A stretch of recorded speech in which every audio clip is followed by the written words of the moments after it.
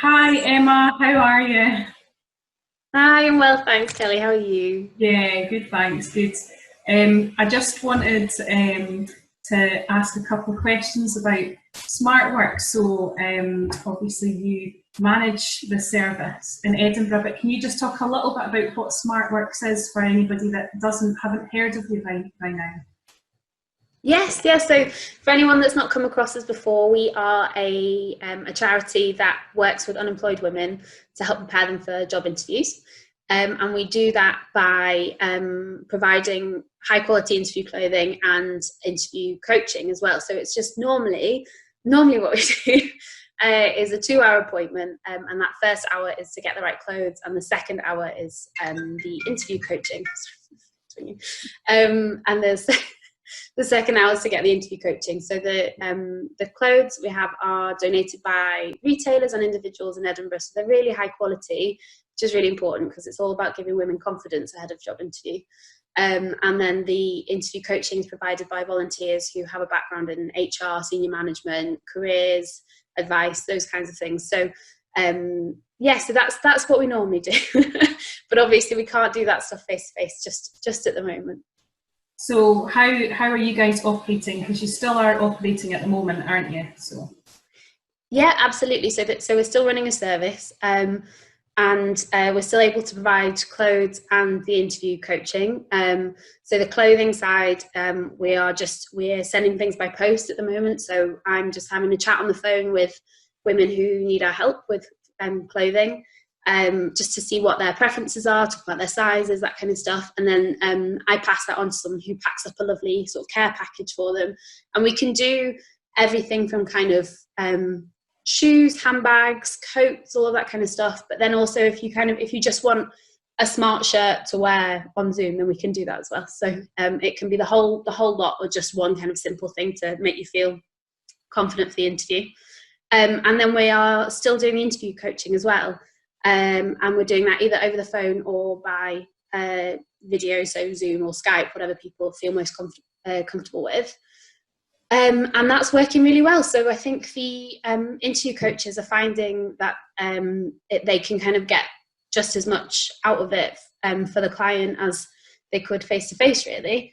I think especially because we are mostly working with people at the moment who are doing their interviews over Zoom or by phone. So it's actually really good practice to just have a chat with someone in a sort of not completely formal way, but just in a way to prepare and see kind of have a think about how you come across. And it's not a good example today, but what's in your background and all of that kind of thing. So I think that can be really, really helpful for people. And then we're also helping people with a one-off kind of coaching session to get them to the point where they might be, if they're not getting interviews at the moment because things are a bit quieter, then we can help them out with looking at CVs and thinking about what kind of courses they might want to do online, that kind of stuff. So we're just sort of around to help as much as we can with people when they get to that final stage in the job search. So we're happy to hear from any women who are unemployed at the moment or at risk of losing jobs, because sadly it sounds like a lot of people are going to be made redundant in the next little while. But happy to help however we can, really. Great. I mean, that's who our caseworkers are working with a lot at the moment. So, we are all working from home as well, and we're using Zoom, and I think some people are using Messenger chat or Facebook, whatever works for people, WhatsApp.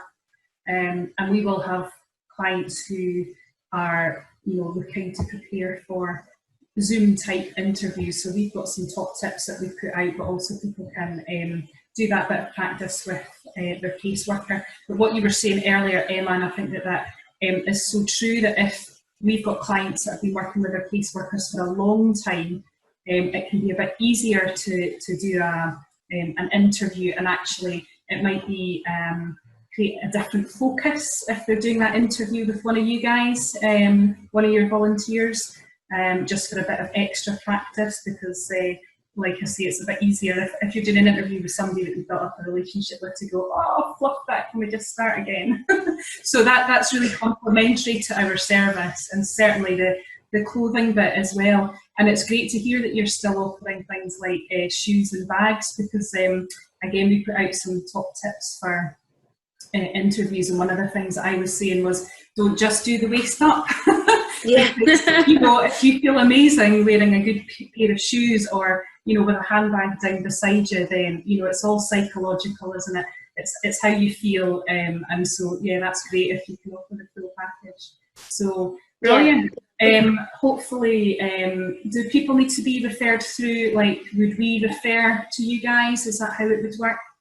Yeah. So yeah, ideally, we'd love to hear from whoever is advising someone. Yeah, so someone, a caseworker or whoever it might be. But also, if there are women seeing this who aren't currently working with anyone and they're at the stage when they're just worried about redundancy or anything like that, then we're happy to hear from people individually, and we're being a bit more lenient. Normally we ask for a referral, but just because things are so strange at the moment, and we're being a bit more lenient about it. So ideally, get in touch via a caseworker or a support worker. Brilliant, thank you. All right, thanks, Emma. Hopefully we'll be able to send some people your way. Thanks. Great.